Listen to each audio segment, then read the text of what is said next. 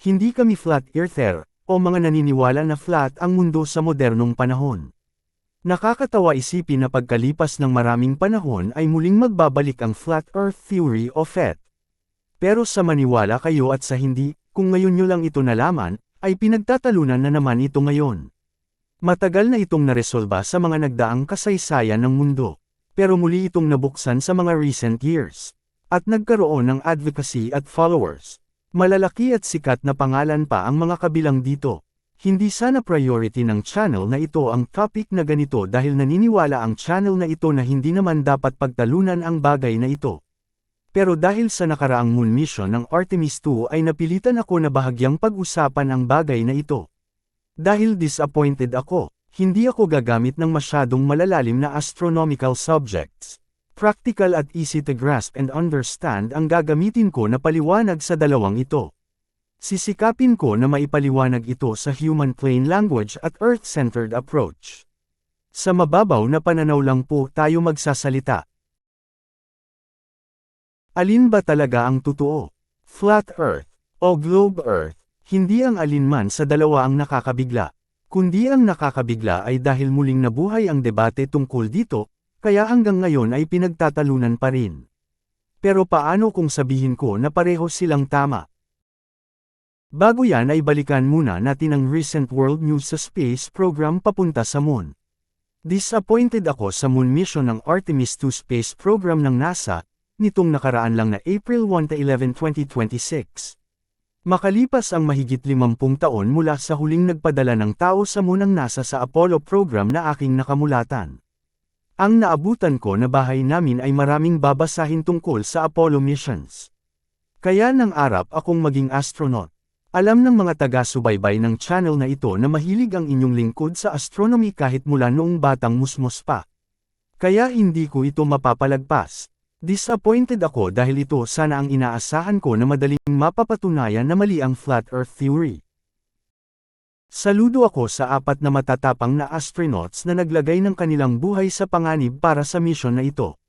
Ito ang pangarap ko na noong bata ako. Ang maging isang astronaut. Nahilig din ako sa aeronautics, space travel and propulsion. Kaya mataas ang expectations ko.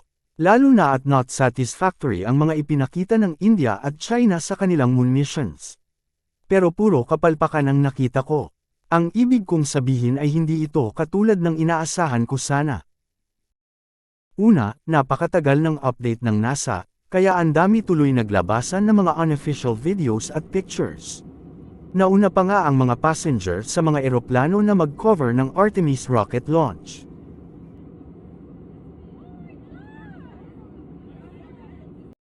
Pangalawa, ay ang mga pictures na ipinakita ng mga crew mula sa loob ng Orion spacecraft na ang ilan ay kuha pa daw gamit ang iPhone camera, ay mukhang gawa ng CGI at AI. Pero nauunawaan ko naman na kung ordinary camera shot at walang image enhancements na gagawin ay ganito ang ating makikita.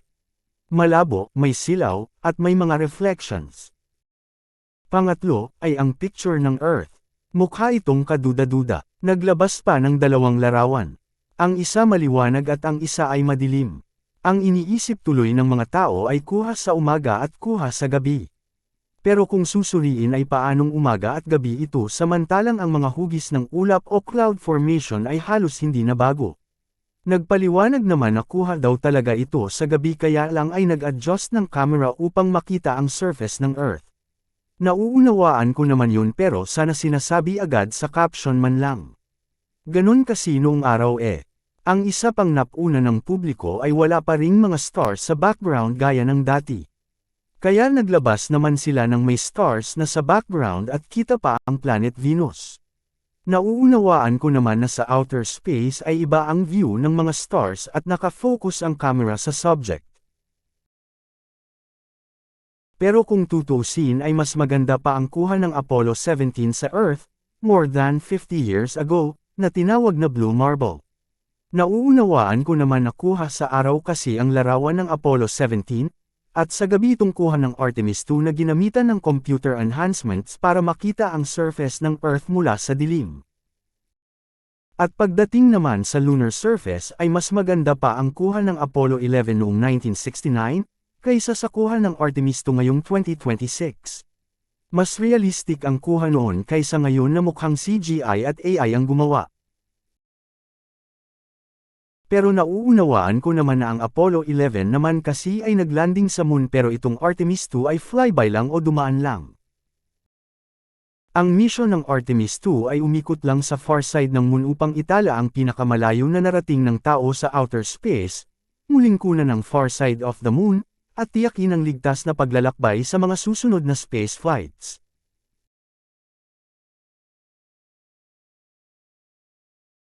Hindi ito diretsyo na path. Ito ay iikot muna ng ilang beses sa Earth bago umikot papunta sa moon. At pagkatapos ay iikot na parang nag-U-turn pabalik sa Earth. Na ang hugis ng trajectory ay parang 8 o 8.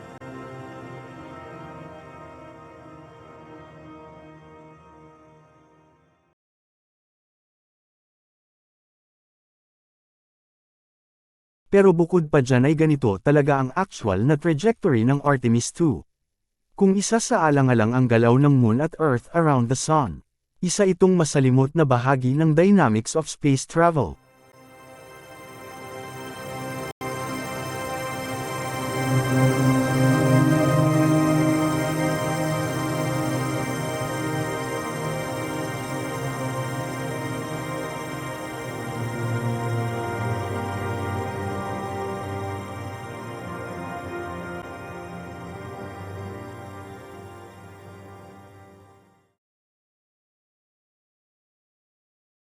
Nakunan ito ng isang astrophotographer na nakapagpakita ng actual recording na makikita sa space ang Artemis II. Makikita sa kanyang video na ang direksyon ng Artemis II ay tila pabalik-balik, kung titingnan mula sa Earth.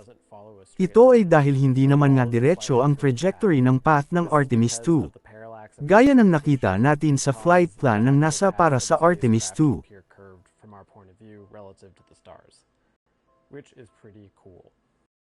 Maraming nagdududa sa integrity ng space program ng NASA, lalo na ang mga moon missions. Hindi daw ito totoo. Peke daw ang mga litrato ng kuha ng mga astronaut sa moon. Sila itong naniniwala sa conspiracy theory. Hindi na sa akin bago yan. Dahil noong binata pa lang ako ay nabasa ko na ang ilang paliwanag kung saan inaamin ng NASA na ang ibang picture sa moon ay ginawa lang nila sa isang studio sa Hollywood. Pero hindi dahil sa hindi totoo na nakarating ang tao sa moon, kundi dahil nagkaroon ng problema sa camera na ginamit. Pumalpak ang camera na ginamit noon dahil sa mababa pang teknolohiya at kakulangan sa karanasan sa space travel environment.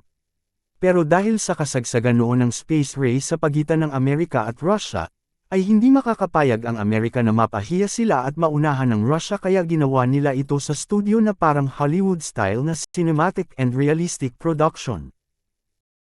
Pero nagdulot na ito ng pagdududa. Nakapunta ba talaga ang tao sa moon? Umigting lalo ang conspiracy theories. Ito ang nagbigay daan na muling mabuhay ang flat earth theory sa ating panahon.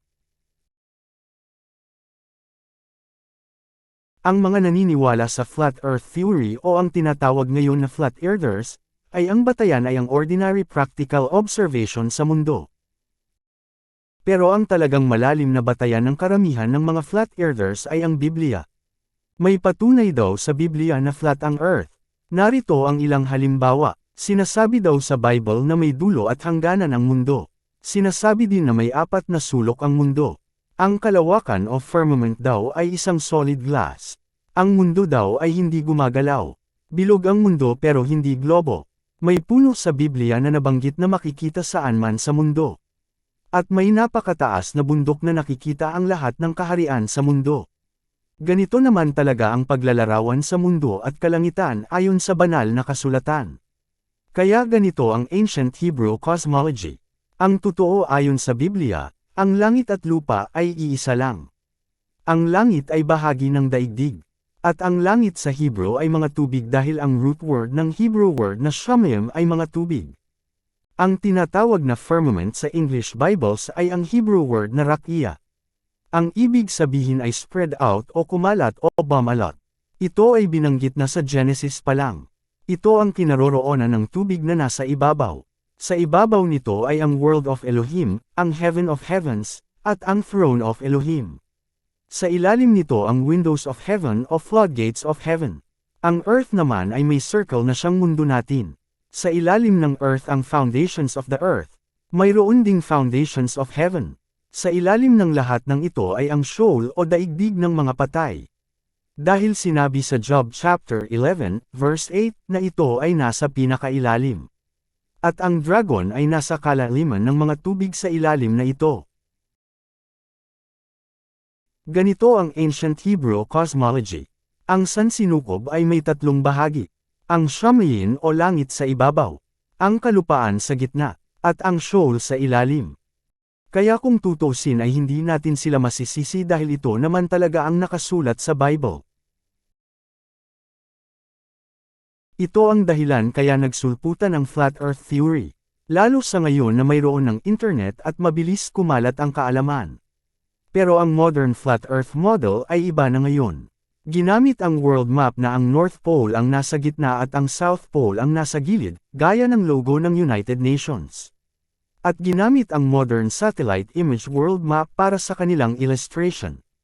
Hindi ko na ay detalye kung paano nabuo ang modern Flat Earth model upang huwag hamaba ng gusto ang video na ito. At hindi ko na iisa-isahin ang paliwanag kung paano ito dahil sa dami na nang nagpaliwanag na pabor sa modern Flat Earth model.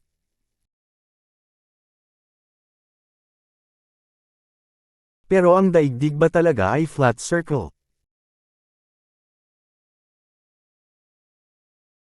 Hindi. Hindi ito kagaya na iniisip ngayon ng modern flat earthers. Ang ibig kong sabihin, ay hindi nangangahulugan na mali ang nasusulat sa Bible. Depende po yan sa ibig mong sabihin o ipaliwanag. Ang Bible ay hindi tungkol sa kung bilog ba o hindi ang mundo. Una, dapat ninyong maunawaan na ang Bible ay isinulat na mayaman sa poetry, symbolisms, at figure of speech. Sinadyang isulat ito na gamit ang sinaunang paraan ng pagkukwento na may mga kasamang alamat, hiwaga, at drama upang madaling tandaan. Dahil noong unang panahon ay bihira pa ang marunong magsulat at magbasa. Lalo naman wala pang computers at internet na madaling masave ang sinasabi, sinusulat, binabasa, o ginuguhit. Memorya ang tanging paraan noong araw upang ito ay huwag makalimutan. Idinadaan ang lahat sa magandang kwento upang madaling maunawaan at hindi makalimutan. Kagaya ng teaching style ng math professor ko sa college. Sa kanya lamang ako natuto ng mathematics ng gusto dahil idinaan niya sa kwento at jokes ang pagtuturo. Kaya hanggang ngayon ay nasa ulo ko pa din ang mga lessons niya. Pangalawa, ang Bible ay isinulat gamit ang tinatawag na geocentric speech. Ang ibig sabihin ay earth-centered expressions, ordinary human plain words, mga pananalitang madaling maunawaan ng kahit karaniwang tao, hindi kailangan matalino, hindi kailangan may pinag-aralan, dahil ito ay nakabatay sa kung ano ang nakikita ng mata mo at nararanasan mo sa paligid ng kinaroroonan mo. Halimbawa, sa karaniwang karanasan at nakikita natin ay flat ang earth sa paligid natin, ang nagpapaiba lang ay ang mga bundok at dagat. Nakikita natin ang araw sumisikat at lumulubog, kaya tinawag na sunrise at sunset. Pero ang reality ay hindi naman talaga lumulubog ang araw, dahil ang araw na sumisikat sa iyo ay lumulubog naman sa ibang lugar, at ang araw na lumulubog sa iyo ay hindi lumulubog kundi nagpupunta sa ibang lugar kung saan sumisikat naman ito. Ang sunrise sa Asia ay sunset sa Amerika. Nagkamali ba ang Biblia? Hindi. Hindi nagkamali ang Biblia, walang mali sa Bible, ang mali ay ang interpretation nila. May iba na pinipilipit ang kahulugan ng Biblia upang ipilit ang kanilang nalalabuang kaisipan, yun ang itatama natin dito, hindi ang Biblia ang may pagkakamali. Ang mali ay ang Bible interpretation na kung tawagin ay literalism, ibig sabihin ay ginagawang literal ang mga nababasa sa Biblia. Halimbawa, nang mabanggit ng Messiah ang ends of the earth, ang paniniwala ng mga literalists ay may dulo talaga ang mundo. At ang naisip lang na possible ito ay ang flat earth theory. Kaya lang ay hanggang ngayon ay wala pang napapatunayan na may dulo ang mundo. Ang totoo, ang ibig sabihin ng Messiah ay mula sa napakalayong lugar. Ang Queen of Sheba ay nagmula sa malayong silangan. Pero ang modern flat earthers ay ipinipilit na ang Antarctica daw ang dulo ng mundo, dahil ito daw ay hindi napupuntahan at ipinagbabawal ang pagpunta. Anong sinasabi nila na walang nakakapunta at bawal ang pagpunta?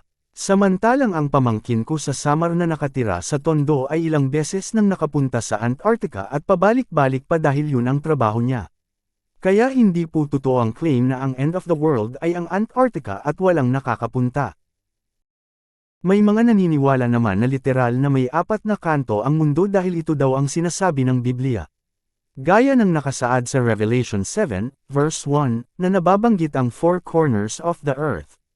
Isang halimbawa itong ginawa ni Professor Orlando Ferguson noong 1893. Ito ang pinakapaborito ko sa lahat ng flat earth illustrations. Nagawan niya ng paraan na may larawan ang 4 corners of the earth. Nagawan din niya ng paraan ng curvature ng mundo mula sa reality. Ito ang paliwanag kung bakit parang lumulubog ang araw at hindi nakikita ang mga lugar na napakalayo kahit gamitan pa ng telescope. Nailarawan niya ang position at motion ng Sun at Moon. Nailarawan din niya ang kahalagahan ng North Star Polaris sa North Pole. Kaya lang namatay na siya matagal na panahon na at hanggang ngayon ay hindi pa rin napapatunayan na may 4 corners of the earth. Ito ang worst example ng literalism o literal interpretations of the Bible. Ang ibig sabihin lang naman ng Bible ay ang 4 directions ng mundo na kumakatawan sa buong mundo. Ang East, West, North, and South. Ayon pa sa kanya ay stationary ang Earth o hindi gumagalaw. Dahil sinasabi sa Psalms 104, verse 5, hindi magagalaw ang Earth. Ang ibig sabihin lang naman ay walang makagagalaw o makakapag-alis sa Earth maliban sa Creator. Kaya mali po talaga ang masyadong literalism. Ang iba, ang ginagamit ay ang Matthew 4, verse 8, upang patunayan na flat ang Earth. Dahil ayon daw sa talata ay nakikita ang lahat ng kaharian ng mundo mula sa tuktok ng isang napakataas na bundok. Hindi daw possible ito kung globe Earth dahil hindi makikita lahat sa kabila. Kaya lang ay hindi nila naiisip na hanggang ngayon ay walang bundok na nadiskubre na kita lahat ng bansa sa buong mundo. Ang ibig sabihin lang naman ng talata sa Bible ay ipinakita ang glimpse ng mga kingdoms na pwede matano lang, hindi ang buong mundo. Muli, ang Biblia ay gumagamit ng mga salitang hindi literal upang bigyang diin ang mensahe. Napakarami pong halimbawa niya na hindi magkakasya sa video na ito kung isa-isahin natin. Hindi ko na po iisa-isahin pa ang mga debate at paliwanag ng pagtatalo sa pagitan ng flat earth at globe earth, lalo na ang mga scientific views ng bawat panig, na halos ang mga scientists na lang ang nagkakaintindihan. Sawang-sawa na po ang inyong lingkod sa mga kababawan at kakulitan nila. Pasensya na po mga kababayan pero mauubos lang ang panahon natin sa kanila. Mahirap makipag-usap sa mga tao na ayaw makinig, walang katapusan yan, pero iisa lang naman ang kakauwian ng lahat ng ito, ang reality. Ipapaliwanag ko po sa inyo ang reality sa napakasimple lang na paraan. Nabanggit natin kanina na ang sunrise at sunset ay isang halimbawa ng earth-centered plain language sa Bible batay sa nakikita lamang ng mata. Pero ito ay illusion lang dahil ang reality ay hindi naman lumulubog o sumisikat ang araw kundi umiikot lang sa kabilang panig ng mundo dahil nga bilog ang mundo. Hindi ito mangyayari kung flat ang mundo. Nagawa ng paraan yan ng modern flat earthers. Nilagyan nila ng curvature ang modern flat earth model at pinaikot ang sun at moon dito. Hindi pa rin ito convincing sa mga nakakaunawa talaga pero hindi ko na po ay detalye para simpleng explanations lang tayo.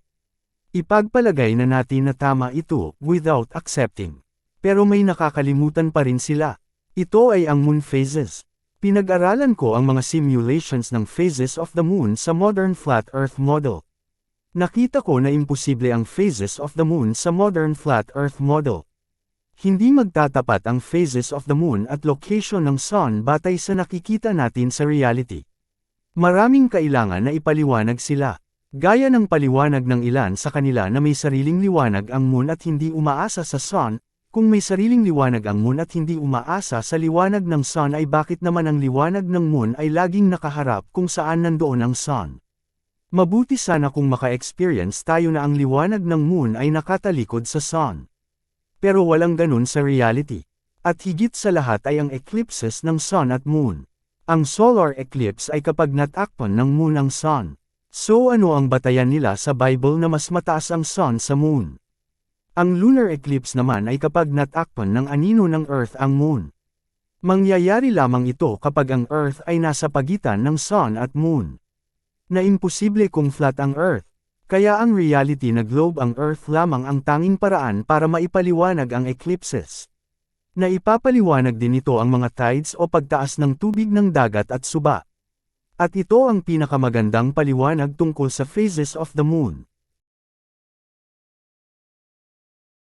Ang pinakamali ng lahat ng flat earthers sa ngayon, ay isinisisi nila lahat sa NASA ang lahat, hindi po NASA ang pasimuno ng Globe Earth Model. Hindi lang din NASA ang nagpapaliwanag tungkol dito, at hindi lang ang NASA ang nagpapalipad ng spacecraft at nagpapadala sa Moon, kaya dyan pa lang ay makikita na ninyo ang mababaw na pangunawa ng mga sumusulong sa Flat Earth Theory. Ang paniniwala sa Globe Earth ay matagal nang umiiral bago pa ang NASA. Ito ay pinag-aralan at ipinaliwanag na ng mga sinaunang philosophers at astronomers, gaya ni Parmenides, Pythagoras, Aristotle, at Aristophanes. Napakatagal na panahon pa bago sina Columbus at Magellan, kaya nga malakas ang loob nila na maglayag paikot sa mundo. Huwag nilang isisi sa NASA ang lahat. Ito ay sama-sama na pag-aaral ng mga tao mula noon hanggang ngayon. Ang NASA ay nagnanais lang na patunayan kung tama ang mga naunang tao sa ating lahat ngayon. Matagal nang napatunayan na globe ang Earth. Hindi pa tayo ipinapanganak. Ito ay napatunayan na ng mga nagdaang space programs. At hindi po ito solo ng NASA o Amerika. Ang totoo ay mas nauna pa ang space programs ng Russia bago ang Amerika. May space programs din ang China, India, at Japan. Sumunod na rin ang Korea at Israel, at iba pa. Bakit hindi nila banggitin din ang mga bansang ito? Nagsabuatan ba ang mga bansang ito? Hindi. Magkakaaway nga sila eh. Magkakaiba sila ng paniniwala. Magkakaiba sila ng idealism. Magkaiba sila ng gobyerno. Lalo na ang Russia at Amerika noong Cold War. Sa halip ay, ang mga bansang ito ay nagpatunay na nakarating nga ang Amerika sa Moon. Ipinakita nila ang mga photos ng landing site, landing module na iniwan doon, shoe prints, at iba pa. Kaya itigil na po nila ang paninisi sa USA at NASA. Malinaw lamang ito na nasobrahan sila sa paniniwala sa mga conspiracy theories. Naging paranoid na sila na lahat ng bagay sa Amerika ay may conspiracy. Hindi po ako maka-United States dahil alam naman natin ang ginawa nilang pang-aapi sa mga katutubo na nakatira sa Amerika, sa mga Africans, at sa ating mga ninuno. Pero to be fair, ay wag naman natin isisi sa kanila ang lahat na lang kahit hindi totoo. Ano ba talaga ang katotohanan? Alin ang tama? Flat Earth ba o Globe Earth? Ang science ba o ang Bible? Pareho po silang tama. Depende kung saan ka nakatayo at kung ano ang iniisip mo o ibig sabihin. Wala sa Bible at science ang mali. Sila ay parehong reality pero magkaiba. Ang Globe Earth ng science ay physical reality. Ito ay proven by facts. Kaya walang makakakontra dyan. Katahimikan na lang ang sagot ng mga nakakaunawa sa mga nag-aakusa na wala namang alam. Ang biblical world ay isang spiritual reality. Hindi ito makikita sa paraang physical. Pananampalataya o faith ang ginagamit sa pagbabasa ng Bible upang makita ang mga bagay na hindi nakikita ng mata o unseen world. Walang masama sa flat earth kung yun lang ang kayang abutin ng pangunawa ng isang tao. Karanasan kasi yan na pinakamadaling maunawaan ng kahit na sino. Hindi nga lang ito aakma kung lalawakan, lalaliman, at tataasan ang pag-aaral at pangunawa. Walang masama sa flat earth kung ukol lamang sa bagay na spiritual ang usapan. Kung yun naman ang nakasulat sa Bible. Subalit huwag natin kalimutan na ang mga nagsulat sa Bible ay mga taong nauna na payak na pananalita lang ang ginagamit. Gumamit sila ng mga salitang maunawaan ng mga tao sa panahon nila ang mga bagay na spiritual at makalangit. Nagsasalita at nagsusulat sila ayon lamang sa mga bagay na nauunawaan ng panahon nila. Tayo na nasa panahon na mas malawak ang kaalaman at pangunawa, kaysa sa kanila, at mayroong pang teknolohiya, ang dapat na mag-adjust para sa kanila. Hindi sila ang mag-adjust sa atin. Una, patay na sila. Pangalawa, kahit buhayin sila ngayon mismo ay hindi pa rin nila mauunawaan ang ating modern terminologies and thinking. Ang mali ay ang ginagawang science ang Bible kahit na hindi naman ito science textbook. Ang mali ay ipinipilit ang Bible teaching sa scientific studies. Ang mali ay ginagawang batayan ng earth science ang Bible kahit na hindi naman yun ang layunin ng mga talata. Ang mali ay ginagawang literal ang mga talata sa Bible na isinulat ng mga sinaunang tao, at ginagamit sa scientific application ngayon sa ating modern world. Ang mali ay tanggihan na ang reality at ipilit ang kanilang literal ideology. Ang mali ay ipilit ang flat earth sa mundo na spherical. Hindi po ako laban sa salita ng Biblia na tila flat earth na pananaw ng Biblia dahil yun po ay salita na ginamit batay lamang sa nauunawaan ng mga writers ng Bible noong lumang panahon. Ang laban o tutol ako ay sa mga maling interpretations na ginawang literal ang nakasulat sa Biblia at pilit na magkaroon ng application sa ating panahon at ituro sa mga tao. Kawawa po ang mga tao na mahihina at umaasa na lang sa doktrina ng pastor nila sa ganitong klaseng aral at katuruan. Ang totoo ay gumagamit din ng Bible ng mga salitang pabor sa globe o spherical earth. Kaya ang pagtatalo na ito ay hindi tungkol sa katotohanan at realidad. Kundi ito ay pagtatalo sa interpretasyon ng Bible. Pero ang pinakamabigat na tanong ay, maliligtas ka ba dahil sa paniniwala na flat earth o globe earth? Saan ninyo mababasa sa Bible na ang kaligtasan ay para lamang sa mga flat earthers? Kung ang sagot ninyo ay maliligtas ang tao ng flat earth na paniniwala, ay paki-comment po sa ibaba ng video na ito at talakayin natin. Pero kung ang sagot ninyo ay hindi makakapagligtas ang paniniwala sa flat earth, ituon po natin ang ating atensyon, pansin, isipan, lakas, at panahon sa mga bagay na mas kailangan upang tayo ay makasama sa kaligtasan. Pag-isipan po ninyo yan mga kababayan at sana ay hindi kayo malito at madaya sa mga maling katuruan tungkol sa flat earth theory. Muli ang Bible ay spiritual. Isinulat ito ng mga tao na hindi naman scientists para sa mga tao na hindi rin scientists. Ang Bible ay isinulat hindi upang gawing science textbook. Ganun pa man, ang Bible ay hindi kontra sa science. Ang mga nagbabasa lang ang nagbibigay ng maling kahulugan. Kaya parehong tama ang Bible at science.